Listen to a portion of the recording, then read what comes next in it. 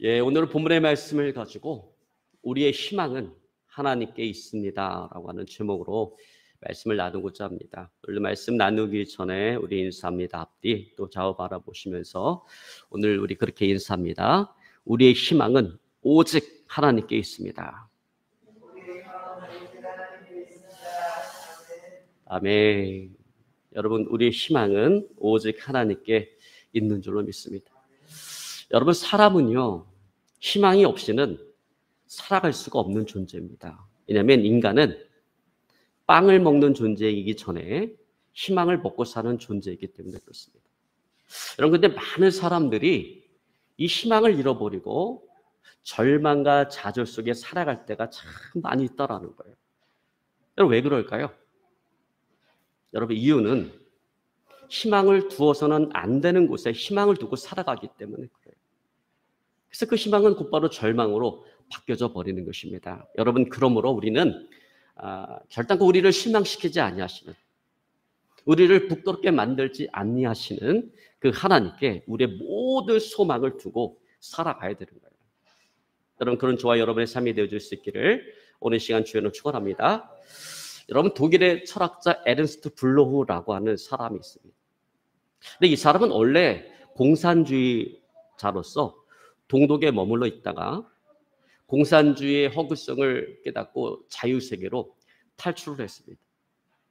그는 희망의 원리라고 하는 5권의 책을 썼는데 그 책의 서두에서 아주 의미심장한 말을 했습니다. 그는 이렇게 말을 합니다. 인간은 더 나은 내일에 대한 희망을 품고 산다. 문제는 희망을 배우는 일이다. 여러분, 우리는 그래요. 미래에 대한 희망이 있을 때 현재의 고난과 어려움을 극복할 수가 있습니다. 여러분, 그런 의미에서 희망이라고 하는 것은 오늘의 절망을 이길 수 있는 힘인 것입니다. 그러니까 희망이라고 하는 것은 이렇게 소중한 거예요. 그런데 여기서 블로가 지적한 것처럼 그렇게 소중한 희망이라고 하는 것이 저절로 주어지는 것이 아니라 그것은 연습을 통해서 배워야 된다라는 거예요. 그래서 그는 희망을 배우는 일이 중요하다, 그렇게 오늘 지적하고 있는 것입니다. 여러분, 저는 희망을 배우는 일이 중요하다라고 하는 이 블로의 말에 저는 100% 공감을 합니다. 여러분, 그렇습니다. 희망은 저절로 주어지는 것이 아니라 이게 배우는 것이라는 거예요. 여러분, 자동차를 잘 운전하는 사람이 되기 위해서는 대가를 치러가면서 열심히 끊임없이 자동차 운전을 통해서 자동차 운전 연습을 통한 배움이 필요하듯이 희망의 사람이 된다라고 하는 것도 이런 고난과 어려움과 환난 속에서 끊임없이 희망을 선택하는 그 훈련을 통해서 되어진다라고 하는 것입니다. 여러분, 베스트 드라이버가 된다라고 하는 게 하루아침에 되어지지 않습니다. 내가 운전면허증을 땄다고 해서 곧바로 베스트 드라이버가 되는 것은 아니에요. 베스트 드라이버가 되기 위해서는 혹독한 대가를 치러야 된다라고 하는 거예요. 여러분, 많이 경험해 보셨겠지만 여러분, 운전면허 따고 운전을 배울 때 여러분, 다른 차를 들이받기도 하고요. 또 코너링 하다가 문짝을 갈아먹기도 하고 또 주차 연습하다가 다른 차에 기스를 내서 그거 차 고치고 보상비로 나가는 돈이 얼마나 많아요. 아마도 제가 생각할 때 자동차를 운전 연습을 하면서 들어가는 돈이 운전면허증을 따기 위해서 들어가는 것보다 훨씬 더 많이 들어갈 거예요. 근데 이렇게 자동차를 운전 연습하는 그 과정 속에서 우리가 치러야 되는 그 대가가 무섭다고 해서, 그 대가가 두렵다고 해서 우리가 운전 연습하는 것을 포기한다면 그는 결코 베스트 드라이버가 되어질 수 없습니다. 여러분, 그래요. 혹독한 대가를 치르더라도 끊임없는 연습을 통해서 베스트 드라이버가 되어지는 것입니다. 여러분, 그런 의미에서 우리가 이 희망의 사람이 된다라고 하는 것도 이 마찬가지라는 거예요. 여러분, 우리는 태어나면서부터 희망의 사람과 절망의 사람이 결정되어지는 게 아니에요. 다시 말해서 누군가는 태어나면서 어떤 절망의 DNA를 가지고 태어나고 누구는 희망의 DNA를 가지고 태어나는 것이 아니다라고 하는 거예요.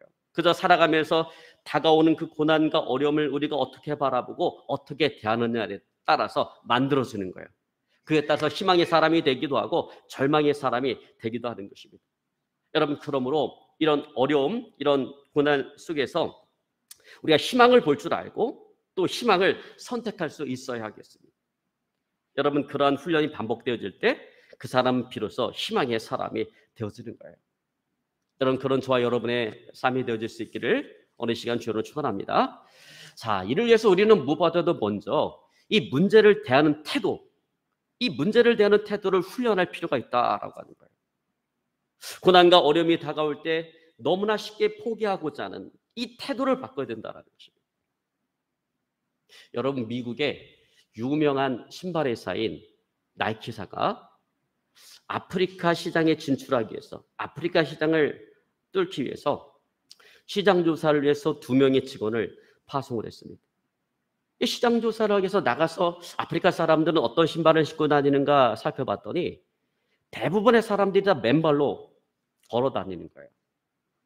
그러자 한 직원은 즉시로 본국에 보고서 전문을 보냈습니다. 내용은 그거예요.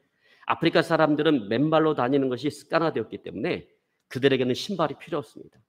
그러니까 곧바로 철수하는 게 좋겠습니다. 그리고는 돌아가 버렸어요. 근데 다른 한 직원은 비록 소수에 불과하지만 그래도 신발을 신고 다니는 사람들을 인터뷰를 했습니다. 신발을 신고 다니기 전과 신고 다니고 난 이후의 삶이 어떻게 바뀌었는지, 그리고 앞으로도 신발을 신고 다닐 것인지를 물었어요. 그랬더니 그들이 말하기를 신발을 신고 다니고 난 이후의 삶이 너무나도 좋아졌다라는 거예요. 그래서 자신들은 앞으로도 계속해서 신발을 신고 다닐 것이다라는 것입니다. 그래서 이 직원은 곧바로 본국에 보고서 전문을 보냈습니다. 그 내용은 맨발로 걸어 다니는 것이 습관화되어진 이 사람들에게는 누구보다도 신발이 필요한 사람들이니 여기서 바로 시장을 여는 것이 좋겠습니다라고 하는 전문이었습니다. 여러분, 그래서 나이키사는 신발을 만드는 그 어떤 회사보다도 먼저 아프리카 시장에 진출할 수 있었고 그 시장을 석권할 수가 있었습니다. 여러분 어떻습니까? 여러분, 우리는 이 고난과 난간 앞에서 너무나도 쉽게 포기하지 않습니까? 이 고난과 난간 앞에서 너무나도 쉽게 포기하는 것이 혹시 습관화되어져 있지는 않습니까? 여러분, 만약에 그러하다면 그 사람은 절대로 희망의 사람이 되어질 수 없어요. 그동안 어려움과 난간 속에서 너무나도 쉽게 절망하고 낙심하며 살아왔다면 이제 우리가 하나님의 약속의 말씀을 붙잡고 내내 자리 잡고 있는 이 절망의 영, 이 낙심의 영을 물리쳐야 되겠습니다. 그리고 희망의 사람으로 우리가 거듭나야겠습니다. 여러분, 우리가 분주하게 살아오면서 나도 모르게 내 안에 자리 잡고 있는 절망의 영이 있어요. 낙심의 영이 있어요. 그래서 조그만 어려움이 오면 뭐 시도도 해보지 않고 부딪혀보지도 않고 너무나 쉽게 좌절하고 낙심하고 포기해버린다라고 합니다. 여러분, 그런 낙심의 영, 절망의 영을 물리칠 수 있기를 어느 시간 주님으로 축원합니다. 자, 그러면서 오늘 본문의 말씀은 우리에게 너무나도 중요한 말씀이다라는 거예요. 여러분, 오늘 본문의 말씀은 바벨론의 포로로 끌려간 이스라엘 백성들에게 오늘 예레미야 선지자가 보낸 편지입니다. 오늘 예레미야 선지자는 낙심과 절망 속에 살아가는 그 이스라엘 백성들에게 오늘 희망을 이야기하고 있습니다. 하나님은요, 불순종한 이스라엘 백성들을 바벨론의 포로가 되게 하셨습니다. 그들은 하나님께서 지키라고 명하신 절기와 안식일 제사를 소홀히 하고 지키지 않냐고 우상 숭배를 함으로 말미암아 그들은 바벨론의 포로가 되었던 거예요. 여러분, 이처럼 우리가 하나님의 말씀에 순종할 때 우리는 세상의 주인으로 살아갈 수가 있지만 우리 하나님의 말씀에 불순종할 때 우리는 세상의 주인이 아니라 세상의 종으로 살아가게 되어질 것입니다. 여러분, 그러므로 여러분 항상 하나님의 말씀에 순종하는 자 되시기를 주님으로 축원합니다. 항상 하나님의 말씀에 순종해서 여러분 이 세상에서 종이 아니라 이 세상을 다스리는 이 세상의 주인으로 살아가시는 저와 여러분의 삶이 되어질 수 있기를 오늘 시간 주님으로 축원합니다. 자, 그러나 이처럼 말씀에 불순종한 이스라엘 백성들은 제사장 나라로 부름을 받았음에도 불구하고 그들은 완전히 실패자가 되어서 아주 비참하고 처참한 노예 생활을 하게 되었습니다. 바벨론의 포로로 끌려가서 이렇게 학대와 압제를 당하는 그들에게 있어서 희망이라고 하는 불빛이 전혀 보이지 않았습니다. 현실은 너무나도 고달프고 미래는 너무나도 불투명해 보였습니다. 왜냐하면 바벨론이라고 하는 그 제국을 생각할 때 그 제국은 노새처럼 강하고 거대한 제국으로서 도저히 망할 것 같지가 않아요. 이 제국은 망할 것 같지가 않고 이 제국은 영원할 것처럼 보였기 때문에 그렇습니다. 여러분, 바벨론 제국이 건재하게 서 있는 한 이스라엘 백성들이 그 바벨론의 포로에서 해방된다라고 하는 것은 그것은 기대할 수 없는 헛된 꿈인 것입니다. 여러분, 그러니 그들에게 무슨 희망이 있겠어요? 자, 더군다나 그들은 신앙적으로도 매우 혼란한 그런 상황 가운데 놓여 있다라는 것입니다. 정말 그들이 전능한 하나님이라고 믿어왔던 그 여호와 하나님이 정말로 전능한 하나님이 맞는가라고 하는 이 확신이 지금 흔들리고 있다라고 하는 거예요. 여러분, 그 당시에 나라와 나라가 전쟁을 할 때는요, 이게 단순한 나라와 나라의 전쟁이 아니에요. 오늘날 우리가 생각하는 그런 단순한 나라와 나라의 전쟁이 아니라 그것은 신들의 전쟁입니다. 이 나라가 섬기는 신과 이 나라가 섬기는 신의 전쟁이에요. 그래서 이쪽 나라가 이기면 이쪽 나라의 신은 이쪽 나라의 신보다 강하기 때문에 전쟁에서 승리했다라고 사람들은 그렇게 생각을 하고 있는 것입니다. 자, 그런데 지금 바벨론의 포로로 끌려왔다라고 하는 그 사실은 오늘 이스라엘 백성들의 입장에서 보면 그들이 믿는 여호와 하나님, 전능한 하나님이라고 믿어왔던 그들이 믿는 그 여호와 하나님이 어쩌면 바벨론의 신보다 열등하고 능력이 부족한 존재일지도 모른다라고 하는 그런 생각을 갖게 만들어준다라고 하는 것입니다. 여러분, 아마도 그들 가운데는 이렇게 생각하는 사람들도 있었을까요? 그동안 우리가 믿어왔던 여호와 하나님, 전능한 하나님이라고 믿어왔던 그 여호와 하나님은 바벨론의 신보다 약하기 때문에 우리를 지켜주지 못하고 그래서 우리로 이 바벨론의 포로가 되게 만들었다, 그렇게 생각하는 사람도 있었을까요? 여러분, 사람이 인생을 살아가다가 모든 것을 다 잃어버리면요, 마지막으로 찾는 게 있어요. 뭘 찾을까요? 인생을 살아가 다 잃어버리면 마지막으로 찾는 게 신입니다. 그동안 잊고 살았던 그 신을 찾고 그 신을 의지합니다. 그런데 이스라엘 백성들에게는 그렇게 의지할 존재인 이 여호와 하나님에 대한 확신을 가질 수 없는 거예요. 여호와 하나님에 대한 그 신앙이 흔들리고 있는 거예요. 그들의 그 믿음이 흔들리고 있는 거예요. 여러분, 그러니 그들에게 무슨 희망이 있겠어요? 여러분, 신이라고 하는 것은 최후의 보루예요. 내가 믿던 모든 희망들이 꺼져갈 때 마지막으로 내가 붙들 수 있는 마지막 희망이 내가 믿는 신인데 그 신에 대한 이런 신앙, 믿음이 무너져가니 그들에게 무슨 희망이 있겠습니까? 바벨론이라는 무시무시한 세력과 팩대를 당하고 고난과 고통 가운데 신앙하고 있는데 그들이 믿어왔던 그 여호와 하나님은 너무나도 조용한 거예요. 아무런 움직임도 없는 거예요. 어떤 역사도 일으키질 않는 거예요. 여러분, 우리식으로 표현하자면 현실의 문제는 감당할 수 없을 만큼 무시무시한데 그 앞에 서 있는 나는 할 수 있는 것이 아무것도 없어요. 나는 힘도 없고 능력도 없고 근데 나를 도와줄 만한 다른 사람들도 없어요. 오직 바라볼 것은 하나님밖에 없는데 이렇게 기가 막힌 상황과 처지에 놓여져 있는데 내가 믿는 그 하나님이 너무나도 조용하다라는 거예요. 어떤 응답도 주시지 않는다라는 거예요. 어떤 역사도 어떤 움직임도 보이지 않는다라는 거예요. 근데 그런 시간들이 너무나 오래 흘러가고 있어요. 그래서 그들은 모두가 이제 지칠 수밖에 없는 그런 상황이 되어졌다라는 것입니다. 여러분, 바로 이것이 이스라엘 백성들이 처해 있는 그들의 상황이라는 것입니다. 새날에 대한 희망이 보이지 않아요. 압제와 이 학대로부터 풀려나리라고 하는 그 희망이 보이지 않습니다. 점점 더 강성해져가는, 이게 좀 나라가 약해져가야 되는데 점점 더 강성해져가는 그 바벨론이라고 하는 그 나라를 바라보면 바라볼수록 그들의 미래가 너무나도 암담하다라는 것입니다. 여러분, 과연 이런 상황 속에서 그들이 어떤 희망을 가질 수가 있을까요? 오늘 그들을 붙잡고 있는 것은 좌절과 낙심과 절망인 것입니다. 여러분, 이렇게 칠흑같이 어두운 이런 절망 가운데 사로잡힌 그 이스라엘 백성들, 그들이 희망을 가질 수 있는 유일한 길이 있다라고 한다면 그것은 하나님에 대한 오해와 편견을 푸는 거예요. 하나님에 대한 오해와 편견을 깨트리는 것입니다. 그리고 다시금 하나님을 의지하는 것입니다. 여러분, 이 길만이 절망에 사로잡힌 이스라엘 백성들이 희망을 가질 수 있는 유일한 길인 것입니다. 그러므로 오늘 예레미야 선지자는 바벨론의 포로로 끌려가서 오해와 편견 속에 좌절하고 낙심하고 절망 속에 살아가는 그 이스라엘 백성들에게 그들의 오해와 그들의 편견을 깨고 희망을 가질 수 있도록 오늘 하나님의 말씀을 오늘 그들에게 전하고 있는 것입니다. 여러분, 그렇습니다. 여러분, 우리가 살아가면서 편협한 나의 생각 속에 갇혀 있으면 우리는 오해하게 되고 편견을 갖게 되고 결국에는 절망할 수밖에 없다라고 하는 거예요. 여러분, 그러므로 우리는 이런 나의 생각을 깨트리기 위해서 항상 뭘 해야 돼요? 하나님의 말씀을 들어야 돼요. 하나님의 말씀을 봐야 돼요. 그래서 하나님의 말씀은 모든 것들을 해석하고 판단하고 또 이해해야 된다는 것입니다. 여러분, 그렇게 하시기를 주님을 축원합니다. 여러분, 살아가면서 나의 생각에 사로잡혀 있으면 안 돼요. 절대로.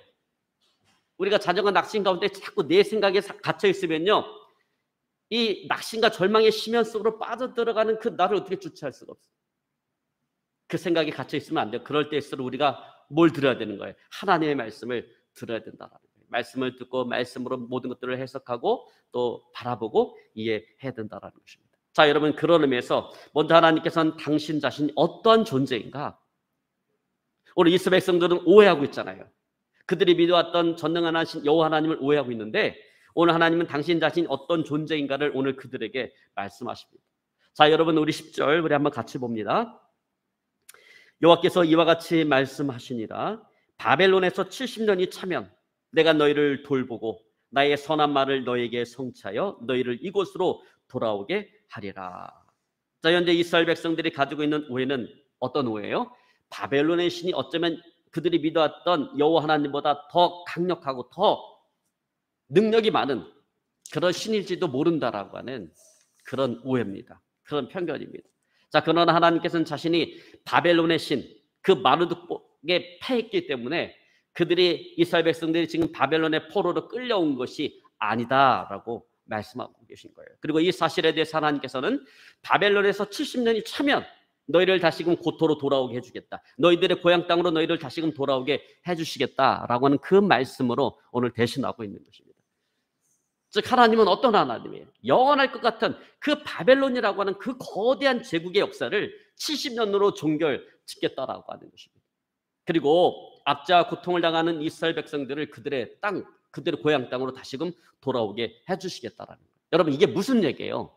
하나님은 이스라엘 백성들의 역사만 주관할 뿐만 아니라 저 엄청난 거대한 제국, 망할 것 같지 않은, 영원할 것 같은 그 바벨론의 제국의 역사도 주장하시는 분이 하나님이시라는 거예요. 이 세상의 모든 나라, 온 우주의 역사를 주관하시는 분이, 그분이 바로 하나님이시라는 것입니다. 그러므로 하나님은 이스라엘 백성들이 그들의 희망을 두기에 조금도 부족함이 없는 분이시다라고 하는 것입니다. 여러분, 그렇습니다. 하나님은 우리가 희망을 두기에 조금도 부족함이 없으신 분이십니다.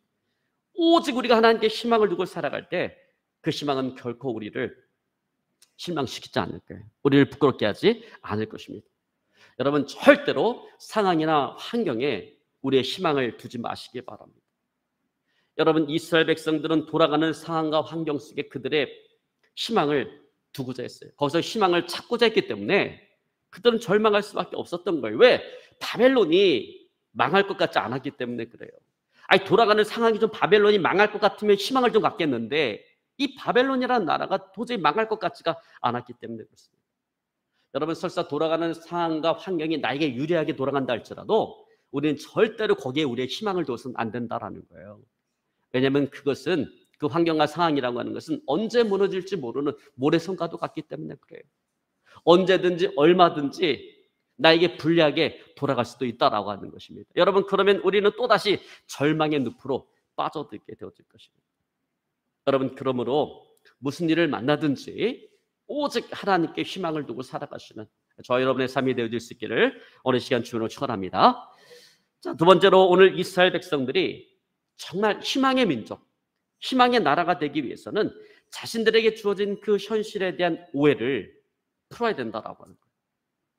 여러분, 오늘 이스라엘 백성들은 자기에게 주어진 현실에 대해서 오늘 오해하고 있었습니다. 그것은 바벨론의 포로로 끌려온 이 사실에 대해서 그들은 이것을 뭐라고 생각했어요? 재앙이다라고 생각을 하고 있는 거예요. 그러나 그것은 결코 재앙이 아니라는 것입니다. 오히려 그들에게 장래의 소망을 주기 위한 하나님의 계획이라는 거예요. 여러분, 오늘 11절에 보니까 이렇게 말씀합니다. 우리 11절 한번 같이 봅니다. 여호와의 말씀이니라. 너희를 향한 나의 생각을 내가 하나니 평안이요 재앙이 아니니라. 너희에게 미래와 희망을 주는 것이니라. 자, 물론 현재 이스라엘 백성들이 바벨론의 포로로 끌려온 것은 하나님의 심판이 맞아요. 하나님의 말씀에 순종하지 않냐고 우상 숭배를 한 결과인 것입니다. 그래서 하나님께서 어떻게 하신 거예요? 바벨론이라고 하는 인생 막대기를 가지고 이스라엘 나라를 때린 거예요. 이스라엘 나라를 치신 거예요. 그러나 그것은 결코 그들을 죽이기 위한 재앙이 아니다라고 하는 것입니다. 오히려 그들로 하여금 회개하게 만들고 다시금 그들을 회복시켜서 더 큰 축복의 길로 인도하기 위한 하나님의 조치일 뿐이라는 것입니다. 여러분, 그렇기 때문에 그들이 보기에는 재앙처럼 보일지 모르겠지만 사실상 그들의 장래에 소망을 주기 위한, 희망을 주기 위한 하나님의 조치일 뿐이라는 거예요. 그러면 여러분, 우리 역시 우리에게 주어지는 그 현실에 대해서 오해하지 말아야 되겠습니다. 여러분, 우리에게 주어지는 현실이 아무리 힘들고 고달프다 할지라도 여러분, 살아가다 보면 그럴 때가 있잖아요. 우리에게 주어진 그 현실이 아무리 힘들고 고달프다 할지라도 그것은 결코 하나님께서 우리를 버리신 증거가 되어줄 수 없다라고 하는 거예요. 오히려 우리에게 더 큰 축복을 주시기 위한 조치일 뿐이다라고 하는 것입니다. 장래의 소망을 주기 위한 조치일 뿐이다라는 거예요. 왜 그런가? 우리 하나님의 자녀이기 때문에 그렇습니다. 이 세상의 그 어떤 것도 우리를 향한 하나님의 사랑에서 우리를 끌어낼 수가 없기 때문에 그렇습니다. 여러분, 믿으시기를 주로 축원합니다. 여러분, 스웨덴 중남부에 하보라고 하는 이름을 가진 마을이 있습니다.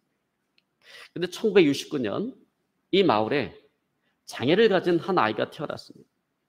이 아이는 태어날 때 두 팔이 없고 오른쪽 다리는 정상이지만 왼쪽 다리는 그 오른쪽 다리의 절반밖에 되지 않는 그런 장애를 가지고 태어났어요. 독실한 기독교 신앙을 가지고 있었던 그 아이의 엄마는 도저히 이해할 수가 없었습니다.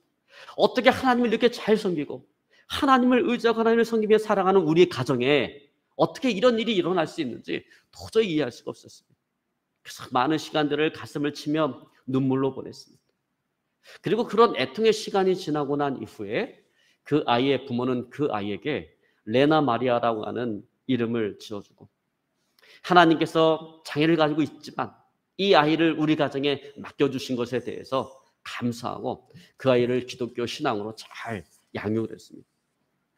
3살 때부터 시작한 수영 실력으로 레나 마리아는 세계 장애인 수영 선수권 대회에 나가서 4개의 금메달을 땄습니다. 그리고 교회에서 성가대원으로 봉사를 하면서 음악 공부를 해갖고 유명한 음악대학인 스톡홀름 음악대학에서 현대음악을 전공을 했습니다. 그리고 복음성가 가수가 되어서 전 세계를 돌아다니면서 많은 사람들의 영혼을 깨우는 그런 찬양을 부르기 시작했습니다. 그런데 여러분 보세요. 그의 이와 같은 찬양 사역이 다른 사람과 다른 독특한 점이 있었는데 그것은 뭐냐면 그녀의 찬양 사역엔 엄청난 성령의 기름 부으심과 성령의 역사가 나타난다라고 하는 것입니다. 마치 다윗이 수금을 연주할 때 사울에게 들렸던 그 악신이 떠나가는 성령의 역사가 나타나듯이 그녀가 찬양을 할 때 많은 사람들이 회개의 눈물을 흘리고 하나님께로 돌아오는 그런 성령의 역사가 나타났던 것입니다. 여러분, 지금 이 순간에도 이 세상에는 수많은 사람들이 태어나지만 오늘 레나 마리아 같은 그런 장애를 안고 태어나는 사람들은 그렇게 많지 않을 것입니다. 여러분, 중요한 것은 그녀는 불행 중에 태어난 아이였지만 하나님은 그 아이를 향한 계획을 가지고 계셨다라고 하는 거예요. 이 세상에 가장 불행하게 태어난 바로 그 소녀를 하나님께서는 전 세계의 가슴을 감동시키는, 전 세계의 그 영혼을 깨우고 그 영혼을 돌이키게 만드는 하나님의 도구로 사용하신 것입니다. 여러분, 우리는 이 레나 마리아의 삶을 보면서 우리는 그렇게 고백할 수가 있을 것입니다. 그녀에게 주어진 불행은 재앙이 아니라 그것은 장래에 소망을 주기 위함이었다. 여러분, 그렇습니다. 여러분, 우리에게 주어지는 불행, 그것은 결코 재앙이 아니에요. 여러분, 인생 살아가다 보면 불행할 수 있죠. 불행이라는 것이 다가올 수 있죠. 그러나 그 불행은 결코 재앙이 아니라 그것은 우리 장래에 소망을 주기 위한 하나님의 섭리일 뿐인 것입니다. 계획일 뿐인 것입니다. 여러분, 그러므로 우리에게 주어진 현실이 아무리 불행하다 할지라도 우리를 향하신 하나님의 사랑을 의심하지 마시기 바랍니다. 절망하지 마시기 바랍니다. 장래의 소망을 주시기 위한 하나님의 조치를 알고 감사할 수 있기를 오늘 시간 주를 축원합니다. 이제 말씀을 정리하기 원합니다. 이스라엘 백성들은 하나님에 대한 오해, 그들이 직면한 현실에 대한 오해를 풀고 오직 모든 희망을 하나님께 두고 기다림으로 말미암아 그들은 망하지 아니하고 마침내 바벨론 포로 생활 70년이 찼을 때 망할 것 같지 않았던 그 바벨론을 하나님께서는 페르시아라고 하는 나라를 통해서 멸망시키고 그 페르시아의 초대 왕이었던 고레스의 칙령을 통해서 그들을 다시금 그들의 땅으로, 그들의 고향 땅으로 돌아갈 수 있도록 만들어 주셨습니다. 절망스러운 그런 현실 가운데 오직 하나님께 희망을 두고 기다림으로 말미암아 하나님께서 약속하신 그 회복의 역사를 그들은 체험하게 되어진 것입니다. 저 여러분, 우리도 마찬가지예요. 여러분, 우리도 이스라엘 백성들처럼 어떤 고난, 어떤 어려움이 온다 할지라도 오직 우리의 희망을 하나님께 두고 믿음으로 인내함으로 말미암아서 아름다운 열매를 맺어가시는 저와 여러분의 삶이 되어질 수 있기를 오늘 시간 주여로 축원합니다. 오늘 말씀 붙잡고 간절히 기도하기 원합니다. 하나님,